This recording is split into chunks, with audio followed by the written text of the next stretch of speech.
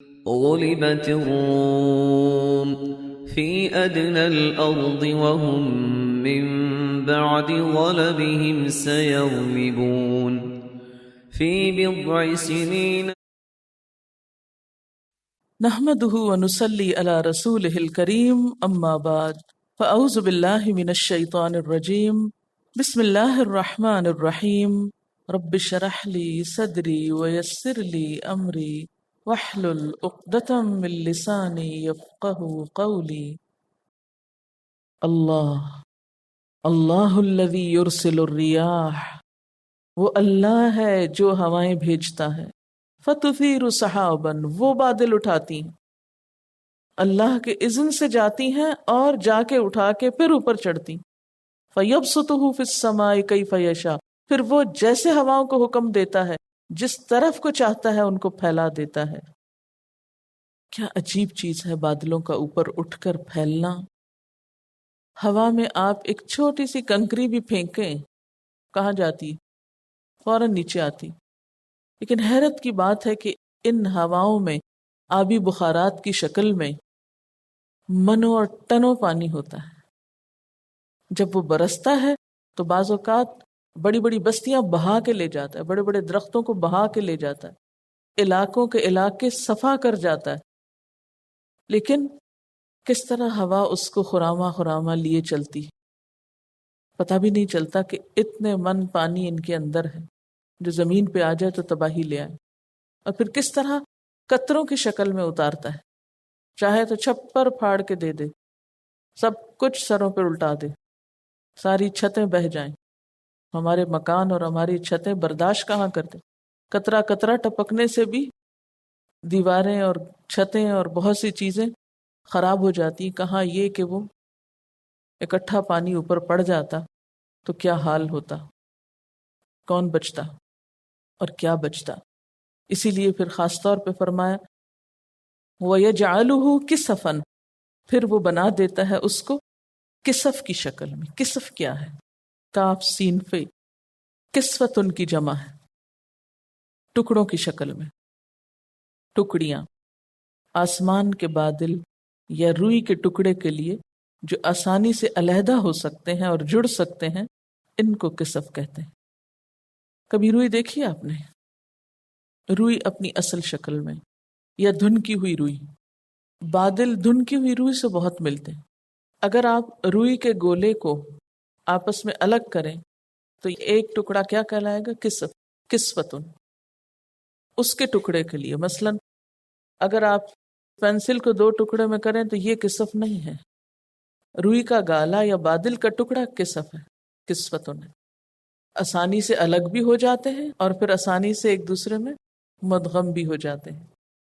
بعض اوقات اس طرح اکٹھے ہوتے ہیں کہ کوئی پیچنگ نظر نہیں آتی، کریکس نظر نہیں آتے، الگ ہونے پہ ٹوٹ پھوٹ نہیں ہوتی، اور ایک دوسرے سے ضم ہونے میں، مکس ہونے میں کچھ مشکل نہیں ہوتی۔ اس لیے خاص طور پر بادلوں کو کسف کی شکل میں لانے کا ذکر کیا گیا کہ وہ آسانی سے علیحدہ بھی ہو جاتے ہیں، جڑ بھی جاتے ہیں۔ آپ نے دیکھا ہوگا کہ بعض اوقات پھیلے ہوئے بادل ایک جگہ اکٹھے ہو جاتے ہیں، اور بعض اوقات ایک جگہ کے بادل ہوا آتی ہے اڑاتی ہے ان کو، سب پھیل جاتے ہیں، ٹکڑیاں الگ الگ ہو جاتی ہیں۔ اسی سے لفظ کسوف الشمس بھی ہے۔ کسوف، کسوف خسوف کی نماز کا پڑھا ہوگا آپ نے، ہے نا؟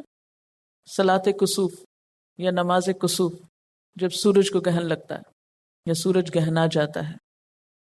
تو سورج کے گہنانے کے لیے یہی لفظ کیوں استعمال ہوتا ہے؟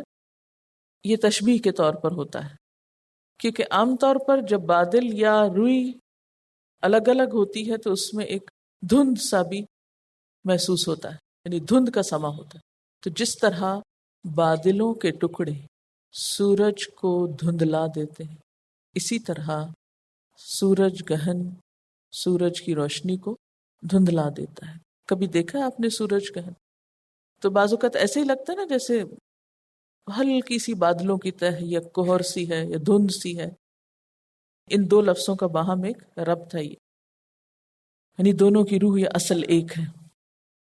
وَيَجْعَلُهُ كِسَفًا، تو وہ ان کو ٹکڑوں کی شکل میں کر دیتا ہے، پہلے پھیلا دیتا ہے، پھر ان کو ٹکڑیاں بنا دیتا ہے، سورۃ نور میں آپ پڑھ چکے ہیں کہ یہ ٹکڑے جمع ہوتے ہیں، یزجی سحابن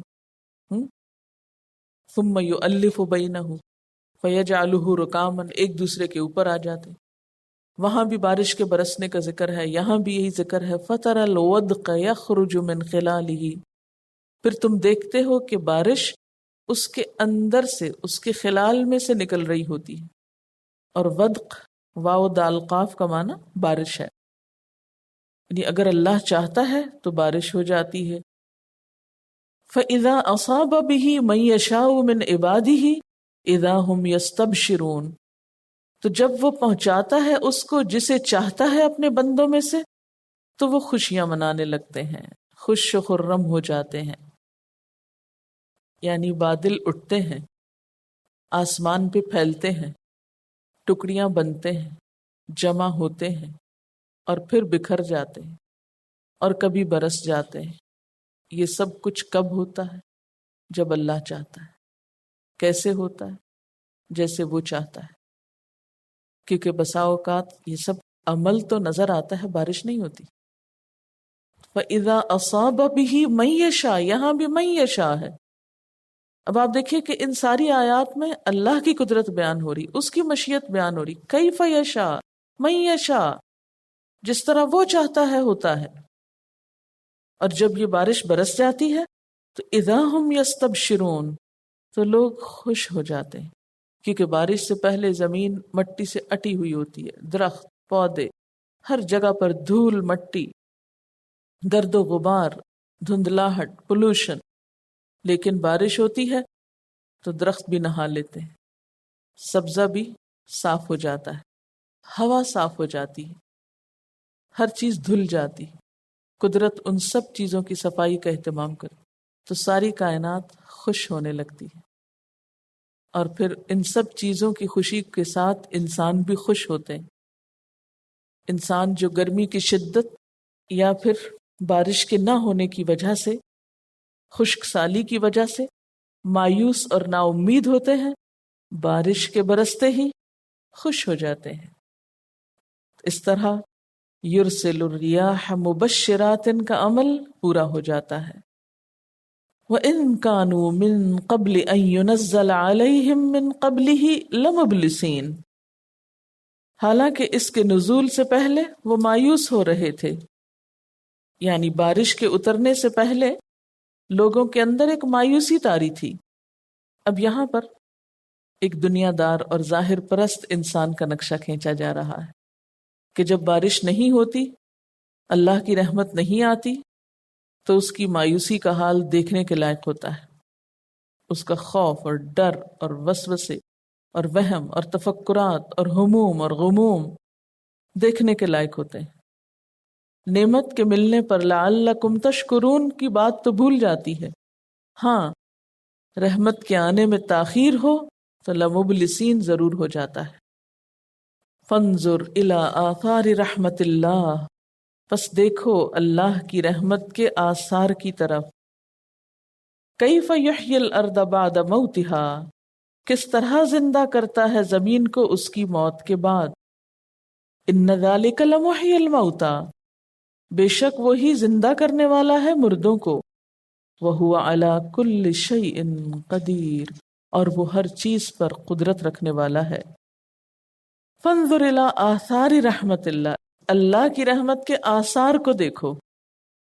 آثار، آثار کس کی جمع ہے؟ اثر کی، نشانیاں، اللہ کی رحمت کی نشانیاں دیکھو۔ یعنی جب بارش ہوتی ہے تو اس کے بعد رنگا رنگ نباتات پھوٹ پڑتی ہے، طرح طرح کے پھل پھول پیدا ہوتے ہیں، خوشحالی آتی ہے، لوگوں پر اللہ کی رحمت کے اثرات نظر آتے ہیں۔ لیکن ہم بارش کے آنے پر تو خوش ہو جاتے ہیں، اور اس کے بعد جو اس بارش کے اثرات ہوتے ہیں ان پر کبھی ہماری توجہ ہی نہیں جاتی، پھر ہم بھول جاتے ہیں، پھر اس کا ذکر اور شکر کرنا فراموش کر دیتے ہیں۔ یہاں پر آپ دیکھیے کہ امر کا ایک صیغہ استعمال ہوا ہے، اقم وجہک للدین حنیفہ۔ پھر یہاں پر فانظر الی آثار رحمت اللہ، وہ بھی امر ہے اور فانظر بھی امر ہے۔ لیکن جب ہم اقیم وجہ کا للدین حنیفہ لیتے ہیں تو بالکل ایک محدود معنوں میں، اور غور و فکر اور اللہ کی رحمت کے آثار، اس کی نعمتوں کی طرف توجہ، اس حکم کو اپنے لیے قابل عمل نہیں سمجھتے یا اپنی ذمہ داری نہیں سمجھتے. اور پھر یہ دیکھنا محض اس نظر سے بھی دیکھنا نہیں کہ انسان دیکھے خوش ہو جائے اور کہ ہائے کتنا اچھا سبزہ لہلہا رہا ہے، موسم بہت اچھا ہے، ہر شخص کی زبان پر بس اتنا اور کافی نہیں. سبق سیکھو. کیف یحیی الارض بعد موتها، کس طرح اس نے زمین کو اس کے مردہ ہونے کے بعد، مرنے کے بعد زندہ کر دیا. جو رب دنیا میں بارش برسا کے مردہ زمین سے طرح طرح کی نباتات اگا سکتا ہے، وہ رب مردوں کو زندہ کیوں نہیں کر سکتا؟ وہی مردوں کو زندہ کرے گا، اور وہ ہر چیز پر پوری قدرت رکھتا ہے. وَلَئِنْ أَرْسَلْنَا رِيحًا، اور البتہ اگر بھیجتے ہیں ہم ایک ہوا. اب ریاح کی بجائے یہاں پر ریح کا لفظ آیا، یعنی وہ ریاح جب ریح بن جاتی ہے ہوتی ہوا ہی ہے لیکن عذاب کی شکل میں. فَرَأَوْهُ مُصْفَرًّا، تو دیکھتے ہیں اس کو زرد. کس کو؟ اپنی کھیتیوں کو. یعنی جب پالا پڑتا ہے، جب ایسی سخت سرد یا سخت گرم ہوا چلتی ہے جو ہری بھری فصلوں کو جلا کے رکھ دیتی ہے، لَظَلُّوا مِن بَعْدِهِ يَكْفُرُونَ، تو اس کے بعد وہ کفر کرتے رہ جاتے ہیں. یعنی پھر اللہ پر الزام رکھتے ہیں کہ اس نے ہم پہ کیسی مصیبتیں ڈال رکھی ہیں. یعنی جب اللہ نے ان پہ بارش برسائی تھی تو شکر ادا کرنا بھول گئے تھے، لیکن جب ان پہ مصیبت آئی، خوشخبری کی بجائے ان کی فصلیں جلانے والی ہوا آئی، تو کیا کیا انہوں نے؟ اللہ سے ناراض ہونے لگے، کفر کرنے لگے. عام لوگوں کا حال یہی ہوتا ہے. ذرا سی بات پہ خوش ہو گئے، ذرا سی دیر میں مایوس ہو گئے. کوئی کام جلدی ہو گیا، مرضی کے مطابق ہو گیا تو خوش ہو گئے. کسی کام میں تاخیر ہو گئی تو ناراض ہو گئے، حوصلے توڑ بیٹھے، مایوس ہو گئے، کفر تک جا پہنچے. یہ سب کیوں ہے؟ اس لیے کہ فَإِنَّكَ لَا تُسْمِعُ الْمَوْتَى، اللہ نے یہ باتیں بتائی تو سب کو ہیں، لیکن آپ مردوں کو نہیں سنوا سکتے. اور مردوں سے مراد یہاں کون لوگ ہیں؟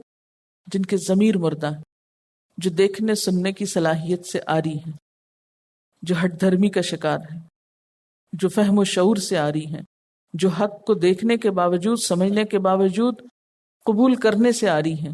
گویا انہوں نے سنا ہی نہیں، سمجھا ہی نہیں، جانا ہی نہیں. فرمایا کہ آپ ان کو کیسے سنوائیں گے؟ اور نہ ہی آپ بہروں کو سنوا سکتے ہیں اپنی بات جبکہ وہ پیٹھ پھیر کے منہ موڑ کے جا رہے ہوں. یعنی آپ کا واعظ و نصیحت ایسے لوگوں کے لیے بے اثر ہے جو بہرا ہو، اور بہرا بھی اس قسم کا کہ آنکھیں بھی بند کر لے، منہ بھی موڑ لے، پیٹھ پھیر لے اور دوسری طرف نکل جائے. کیونکہ بہرے اگر سنتے نہ ہو، دیکھتے ہوں تو بھی سائن لینگویج سے بہت سی باتیں سمجھ جاتے ہیں. لیکن جو بہرا اندھا بھی ہو یا منہ موڑنے والا ہو، اس کو کون سنوا سکتا ہے، کون سمجھا سکتا ہے؟ تو یہاں ان کے اعراض اور انحراف کی وضاحت کی گئی ہے کہ کس قسم کا اعراض برتتے ہیں. آپ صلی اللہ علیہ وسلم کو تسلی دی جا رہی ہے کہ ان لوگوں سے کسی قسم کی خیر کی توقع نہ رکھیں. وَمَا أَنْتَ بِهَادِ الْعُمْيِ عَنْ ضَلَالَتِهِمْ، اور نہ ہی آپ اندھوں کو راہ دکھانے والے ہیں ان کی گمراہی سے، یعنی باہر نکال کے. یعنی ایک شخص دیکھتا بھی نہیں اور پھر اندھیرے میں بھی ہے، بھٹکا ہوا بھی ہے، رستے سے دور بھی ہے، ایسے شخص کو آپ کس طرح سیدھے رستے پہ لا سکتے ہیں؟ ان تسمع الا من یؤمن بآیاتنا فہم مسلمون، آپ تو صرف انہی کو سنا سکتے ہو جو ہماری آیات پر ایمان لاتے اور سر تسلیم خم کر دیتے ہیں، یعنی حق کے آگے جھک جاتے ہیں، غور و فکر کرتے ہیں، اللہ کی حقیقی معرفت حاصل کرتے ہیں، اپنے آپ کو اللہ کے سپرد کر دیتے ہیں، فرما برداری اختیار کرنا چاہتے ہیں. کتنا دلچسپ جملہ ہے نا یہ. اس آیت کے کانٹیکسٹ میں ذرا سوچئے کہ ہم اس لیے قرآن نہیں پڑھتے کہ پھر ہمیں عمل کرنا پڑے گا. تو گویا پہلے سے ہی ارادہ نہیں ہے عمل کا، فہم مسلمون والی صفت نہیں ہے، اپنا آپ سپرد کرنا ہی نہیں چاہتے. اپنے موجودہ حال پہ راضی ہیں، جو کر رہے ہیں وہی کرتے رہنا چاہتے ہیں، نہ سننا چاہتے ہیں، نہ دیکھنا چاہتے ہیں، نہ بھٹکنے کو جاننا چاہتے ہیں۔ کیا کریں گے آپ ان کے ساتھ؟ آپ تو انہی کو سنوا سکتے ہیں جو نمبر 1 ہماری آیات کو مان جائیں، اور نمبر 2 اپنا آپ حوالے کر دیں، اپنا طرز عمل بدل لیں، اپنے آپ کو اللہ کے سپرد کریں، سر تسلیم خم کریں، جھک جائیں۔ اور جو جھکنا ہی نہ چاہیں، آپ ان کو کیسے زبردستی سمجھا سکتے؟ اللہ الذی خلقکم من ضعف ثم جعل من بعد ضعف قوة ثم جعل من بعد قوة ضعفا وشیبہ یخلق ما یشاء وہو العلیم القدیر۔ اللہ ہی تو ہے جس نے کمزوری کی حالت سے تمہاری پیدائش کی ابتدا کی، پھر اس کمزوری یا ضعف کے بعد تمہیں قوت بخشی، پھر اس قوت کے بعد تمہیں ضعیف اور بوڑھا کر دیا۔ وہ جو کچھ چاہتا ہے پیدا کرتا ہے، وہ سب کچھ جاننے والا، ہر چیز پہ قدرت رکھنے والا ہے۔ اس آیت میں اللہ تعالیٰ انسان کی وہ تدریجی حالتیں بیان فرما رہے ہیں جن میں انسان مجبور محض ہوتا ہے، اور اپنے اختیار سے ان حالتوں میں کوئی تبدیلی لانا اس کے بس میں نہیں ہوتا۔ انسان پیدا ہوتا ہے تو کس قدر کمزور ہوتا ہے کہ کسی بھی جانور کا بچہ شاید ہی اتنا کمزور ہو جتنا انسان کا بچہ ہوتا ہے۔ اکثر جانوروں کے بچے پیدا ہوتے ہی چلنے لگتے ہیں، اپنے پاؤں پہ کھڑے ہو جاتے ہیں، لیکن انسان کے بچے کو اپنے پاؤں پہ کھڑے ہونے کے لیے کئی مہینے درکار ہوتے ہیں۔ مہینوں وہ بے بسی کے عالم میں لیٹتا ہے، کرال کرتا ہے، گر گر کے اٹھتا ہے۔ فرمایا خلقکم من ضعف، کمزوری کی حالت میں تم کو پیدا کیا۔ کہاں اکڑتے ہو، کہاں جاتے ہو؟ اپنی اصل پہ تو غور کرو۔ دن رات تمہاری نگاہیں یہ منظر دیکھتی ہیں، کبھی عبرت نہیں پکڑتے ہو۔ پھر کس طرح وہ تمہاری اس کمزوری کو قوت سے بدلتا ہے، یعنی جوانی ملتی ہے انسان کو، اور پھر کس طرح وہ تمہاری قوت کو دوبارہ کمزوری میں بدل دیتا ہے، جوانی سے بڑھاپا آ جاتا ہے۔ کیا تم اپنی پہلی کمزوری کو دور کرنے پہ قادر ہو، یا اس کے بعد ملنے والی قوت کو تم روک سکتے ہو؟ بڑھاپا آنے کو کسی طرح روک سکتے ہو، منع کر سکتے ہو؟ ہرگز نہیں۔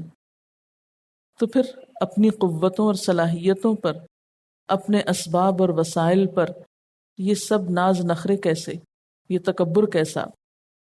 کیوں نہیں سوچتے کہ جو کچھ بھی ملا ہے اسی کا دیا ہوا ہے، اور اسی کی طرف پلٹنا ہے، لوٹنا ہے، اور اس پلٹنے کو اپنی ذات سے سمجھو کہ کس طرح ایک حالت سے دوسری اور دوسری سے تیسری میں بدلتے چلے جاتے ہو یا قدم رکھتے چلے جاتے ہو۔ بچپن، جوانی، بڑھاپا، یہ سب کچھ کون تبدیلیاں کر رہا ہے؟ یخلق ما یشاء، جو چاہتا ہے پیدا کر دیتا ہے، جس شکل میں چاہتا ہے تم کو ڈھالتا ہے۔ تمہاری مرضی کے مطابق اس میں تبدیلی نہیں ہوتی، سب کچھ اسی کے اختیار سے ہوتا ہے، اسی کے حکم سے ہوتا ہے۔ وَهُوَ الْعَلِيمُ الْقَدِيرُ، اور وہ جاننے والا ہے، قدرت رکھنے والا ہے۔ اور یہ جو بات ہے نا کہ یخلق ما یشاء، پیدا کرتا ہے جو چاہتا ہے۔ کسی کو چاہے نابینا پیدا کر دے، کسی کو چاہے بہرا اور گنگا بنا دے، کسی کو چاہے تو کھڑے ہونے کی قوت ہی نہ بخشے، کسی کو چاہے انتہائی ذہین اور فتین بنا دے، کسی کو چاہے تو انتہائی کمزور ذہن کا بنا دے، کسی کو چاہے تو بچپن میں ہی فوت کر دے، جوانی تک پہنچنے ہی نہ دے، کسی کو چاہے تو جوانی میں اٹھا لے، بڑھاپے تک آنے ہی نہ دے، اور کسی کو چاہے تو بڑھاپے میں سال ہا سال تک ایڑیاں رگڑنے کے لیے چھوڑ دے کہ چاہنے کے باوجود بھی موت نہ آئے اور انسان دوسروں پہ بوجھ ہو جائے۔ جسے چاہتا ہے زندگی دیتا ہے، جسے چاہتا ہے موت دیتا ہے، جس کو چاہتا ہے لمبی عمر دیتا ہے، جس کو چاہتا ہے زندگی سے محروم کر دیتا ہے۔ سب کچھ اسی کے قبضہ قدرت میں ہے۔ کوئی نہیں جانتا اپنے بارے میں کہ اس کے ساتھ کیا ہونے والا ہے، کس کو کس حال میں رکھا یا اٹھایا جانے والا ہے۔ انسان کو اس کی بے بسی کا احساس دلایا گیا کہ تم تو اپنی زندگی، اپنی جسمانی تبدیلیوں کے مالک بھی خود نہیں ہو، اس کے بارے میں بھی تم اس کے محتاج ہو جو علم والا ہے، اندازہ کرنے والا ہے، قدرت رکھنے والا ہے۔ وَيَوْمَ تَقُومُ السَّاعَةُ، اور جس دن قیامت قائم ہوگی، یقسم المجرمون، مجرم قسمیں کھائیں گے۔ سات کا لفظی معنی تو لمحہ یا گھڑی ہوتی ہے جس کو سیکنڈ بولتے ہیں، لیکن اس لفظ کو قیامت کے لیے بولا جاتا ہے۔ کیوں؟ اس لیے کہ قیامت کا آنا بھی لمحے بھر میں ہو جائے گا۔ وما امرنا الا واحدۃ کلمح بالبصر، اور نہیں ہمارا حکم مگر ایک ہی بار پلک جھپکنے کی دیر میں واقع ہو جائے گا۔ کلمح بالبصر، جسے دیکھنے کے لیے انسان آنکھ کھولتا ہے، جھپکتا ہے، بس اتنی دیر میں قیامت آ جائے گی۔ وَيَوْمَ تَقُومُ السَّاعَةُ، اور جس دن قیامت قائم ہوگی، یقسم المجرمون، مجرم لوگ قسمیں کھائیں گے، ما لبثوا غیر ساعہ، قسم کھا کے کیا کہیں گے کہ وہ ایک گھڑی بھر سے زیادہ نہیں ٹھہرے، یعنی دنیا کی زندگی ان کو، یا پھر مرتے وقت سے لے کر قیامت تک کا وقت، قبر کا وقت ان کو کیسا محسوس ہوگا؟ گویا تھوڑی ہی دیر کی بات ہے، چند گھنٹے پہلے ہم سوئے تھے، خواہ اس کو مرے ہوئے 10-20 ہزار سال ہی کیوں نہ گزر چکے ہوں۔ ما لبثوا غیر ساعہ، یہ مدت دنیا کی بھی ہو سکتی ہے اور برزخ کی بھی ہو سکتی ہے، اور دونوں کی بھی ہو سکتی، یعنی نہیں ہم ٹھہرے کہاں، دنیا میں یا اپنی قبروں میں۔ کذالک کانوا یؤفکون، اسی طرح وہ دھوکہ کھایا کرتے تھے، یعنی جیسا اپنی گزشتہ زندگی کے بارے میں یہ اب غلط اندازہ لگا رہے ہیں، ایسے ہی ان کے اس زندگی میں آخرت کے بارے میں بڑے غلط اندازے تھے۔ قیامت کے دن انسان پچھلی زندگی کے بارے میں جو اندازہ لگائے گا، دنیا کی یا قبر کی، وہ سراسر غلط ہوگا۔ فرمایا جیسے وہاں غلطی کرو گے ویسی غلطی آج کر رہے ہو، کہ تم نے قیامت کو ایک کھیل بنا رکھا ہے، اس کی شدتوں اور ہولناک مناظر کے بارے میں سنجیدگی اختیار ہی نہیں کرتے ہو۔ ما لبثوا غیر ساعہ، وہاں کی مصیبتیں دیکھ کر کہیں گے ہم تو بس ایک ساتھ یا ایک گھڑی کے سوا کچھ بھی نہیں ٹھہرے۔ کذالک کانوا یؤفکون، یؤفک کا لفظ جو ہے افقا سے ہے، افک پیچھے آپ پڑھ چکے ہیں، سچ سے پھرنا۔ فرمایا کہ یہ آج جس طرح حقیقت سے پھر رہے ہیں، یہ اسی طرح دنیا میں بھی پھرتے رہے یا بہکتے رہے، نتیجے تک نہ پہنچے۔ وقال الذین اوتوا العلم والایمان، کہیں گے وہ لوگ جو علم دیے گئے اور ایمان دیے گئے، علم اور ایمان والے کہیں گے، یہاں علم کے ساتھ ایمان کی صفت، جو علم کی سچی حقیقت بتاتا ہے، جس سے علم کے پیمانے بدل جاتے ہیں۔ وقال الذین اوتوا العلم والایمان، وہ لوگ جو علم اور ایمان دیے گئے وہ کہیں گے لقد لبثتم فی کتاب اللہ الی یوم البعث، کہ خدا کے نوشتے میں، خدا کی کتاب میں، اللہ کی کتاب میں، اللہ کے نوشتے میں تو تم روز حشر تک پڑے رہے ہو، یوم البعث تک پڑے رہے، یعنی اللہ کی کتاب تو کچھ اور بتاتی، تم کچھ اور کہتے ہو، اللہ کی کتاب کچھ اور بتاتی۔ آج بھی تو یہی ہے نا، اللہ کی کتاب کچھ اور بتاتی ہے اور لوگوں کی عقل کچھ اور بتاتی۔ اللہ کی کتاب میں کامیابی اور ناکامی کے پیمانے کچھ اور ہیں اور ان کے ہاں کچھ اور ہیں۔ تو اس سے پتہ چلتا ہے کہ دنیا میں پھر انسانوں کی دو قسمیں، ایک وہ جو ایمان کے ساتھ علم والے ہیں، حقیقی علم رکھتے ہیں، کتاب کا علم رکھتے ہیں، ان کی سوچ، ان کا خیال، ان کے کنکلوژن کچھ اور ہوتے ہیں، اور اس کے برعکس وہ لوگ جو محض یعلمون ظاہرا من الحیات الدنیا وہم عن الآخرۃ ہم غافلون، خواہ وہ بڑی بڑی ڈگریاں رکھتے ہوں، پوری پوری لائبریریاں انہوں نے چارٹ رکھی ہوں، لیکن وہ صحیح نتائج تک پہنچنے کی صلاحیت نہیں رکھتے. وہ پڑھتے ہیں، جانتے ہیں، سوچتے ہیں، غور و فکر کرتے ہیں، معلومات کو انالائز کرتے ہیں، لیکن صحیح کنکلوژن تک نہیں پہنچتے، کیونکہ ایمان جو ساتھ نہیں، محض علم ہے. تو وہ زندگی جو صرف دنیاوی علم تک مبنی ہو، مبلغ علم ان کا صرف دنیا ہو، اور آخرت کو بھول کر وہ سب کچھ کر رہے ہیں، وہ پھر اسی طرح یؤفکون، دھوکا کھا جاتے ہیں، بہک جاتے ہیں، بہکا دیے جاتے ہیں، اصل تک نہیں پہنچتے، وہاں سے ڈیویٹ ہو جاتے ہیں، ادھر ادھر پھر جاتے ہیں. وہاں تک جانے سے پہلے ہی کوئی اور ان کو اچک لیتا ہے، یا تو ان کی اپنی ہی خواہش نفس ہوتی ہے، یا پھر شیطان ہوتا ہے، یا کچھ اور دباؤ ہوتے ہیں جن کے تحت وہ اصل تک نہیں پہنچتے.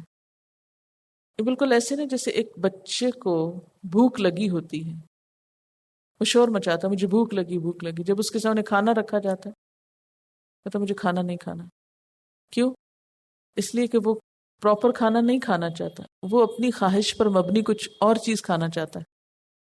اسی طرح ایک شخص بڑے بڑے فلسفے جھاڑتا ہے، بڑی اونچی اونچی باتیں کرتا ہے، اونچی اونچی پروانے اڑاتا ہے، لیکن جب حقیقت کو دیکھنے کی باری آتی ہے، اس کی آنکھوں کے سامنے خواہشات کے پردے، تعصبات کے پردے، ضد اور عداوت کے پردے آ جاتے ہیں، شیطانی وسوسے آ جاتے ہیں، تو وہ چیز کی حقیقت کو پہچان ہی نہیں سکتا، اور اس کی ساری محنت اور کوشش اکارت جاتی ہے. یہاں پر ایک اور بات آپ دیکھیے، قیامت قائم ہے. امیجن کیجئے قیامت کا دن ہے، یومئذ یصدعون ہو چکے ہیں، اہل ایمان الگ ہیں، اہل کفر الگ ہیں. قیامت قائم ہوئی، یقسم المجرمون، مجرم قسمیں کھانے لگ گئے، ما لبثوا غیر ساعہ، یہ کیا ہو گیا، ہم تو ابھی ایک گھڑی رہ کے آئے ہیں. اس پر اہل علم ان کو ٹوکیں گے، وہاں بھی اصلاح کریں گے. یہ ہے اہل علم کی شان، جو حقیقی علم والا ہوتا ہے، جو علم کی لذت پا لیتا ہے، جس کا علم ایمان کے ساتھ بلینڈ ہو جاتا ہے. پھر وہ غلط کام ہوتے دیکھ کر، لوگوں کو غلط باتیں کرتے دیکھ کر سکون سے نہیں بیٹھا رہتا، پھر وہ ان کو ان کی غلطی بتاتا ہے کہ یہ کیسی باتیں کر رہے ہو تم. اور یاد رکھیے کہ یہ سب کچھ صرف علم کی بنا پہ نہیں ہو سکتا. بہت سے لوگ جن کے پاس بڑی بڑی ڈگریاں ہوتی ہیں لیکن ایمان نہیں ہوتا نا، ان کا علم کتابوں کی تہوں کی طرح جامد و ساکت پڑا رہتا، نہ خود عمل کرتے ہیں نہ کسی اور کو کرنے کے لیے کہتے ہیں. ان کا شوق بس صرف ایک ڈگری حاصل کرنے تک ہوتا ہے کہ ایک کاغذ کا ٹکڑا ہمیں مل جائے.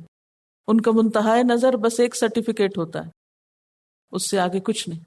آج دنیا میں پایا جانے والا بیشتر علم اور اس کے طلبگار انہی مقاصد کے تحت علم حاصل کرتے ہیں کہ اس علم کو پا کے پھر کیا کیا. وقال الذین اوتوا العلم والایمان لقد لبثتم فی کتاب اللہ الی یوم البعث. غلط بات مت کرو، اللہ کی کتاب کے مطابق ریفرنس دیکھیے کہاں سے کوٹ کر رہے ہیں، کس طرف رجوع کر رہے ہیں. اللہ کی کتاب کے مطابق علمی انداز وہاں بھی غالب ہے، بغیر دلیل کے نہیں بات کرتے. ہم سمجھتے یہ سارے سلیقے ہمیں ویسٹ نے سکھائے ہیں، نہیں، یہ قرآن نے سکھائے ہیں. ریفرنس کے ساتھ، دلیل کے ساتھ بات کرنا قرآن کا انداز اور طریقہ ہے. لقد لبثتم فی کتاب اللہ الی یوم البعث. یہ جو کتاب اللہ ہے، اس سے مراد اللہ کا علم، اس کا فیصلہ، یعنی لوح محفوظ بھی ہے، اور پھر قرآن بھی ہمیں بتاتا ہے کہ انسان یوم البعث تک قبر میں رہے گا یا برزخ میں رہے گا. فہذا یوم البعث، یہ آ گیا دن قیامت کا، دوبارہ اٹھنے کا دن آ چکا. وَلَكِنَّكُمْ كُنْتُمْ لَا تَعْلَمُونَ، لیکن تم تو جانتے ہی نہیں تھے کہ یہ دن بھی آنا ہے، مانتے ہی نہیں تھے، تم یہ جاننا چاہتے ہی نہیں تھے، تم آخرت کی بات کرنا ہی نہیں چاہتے تھے. تم کہتے تھے مولوی ڈراتے ہیں قیامت کی باتیں کر کے، مت بتاؤ ہمیں، مت سناؤ ہمیں. اب کسی کو بھی ذرا بتانے تو چلیں قیامت کیسے آئے گی، موت کیسے آئے گی، موت کے بعد کی زندگی کیا ہوگی، قبر میں کیا ہوگا، حشر میں کیا ہوگا. کیونکہ بس اپنے تک رکھو یہ سب معلومات. ٹھیک ہے، وہ تو رکھی ہیں کتابوں میں اور علم والوں کے سینوں میں، لیکن وَلَكِنَّكُمْ كُنْتُمْ لَا تَعْلَمُونَ، تم نہیں جانتے، تم ہی خسارے میں ہو، تمہارا اپنا نقصان ہے. نہیں سیکھنا چاہتے، نہیں جاننا چاہتے، نہیں پڑھنا چاہتے، نہ پڑھو، نہ جانو، کس کا نقصان ہے؟ وآخر دعوانا ان الحمد للہ رب العالمین. سبحانک اللہم وبحمدک نشہد ان لا الہ الا انت نستغفرک ونتوب الیک. والسلام علیکم ورحمۃ اللہ وبرکاتہ.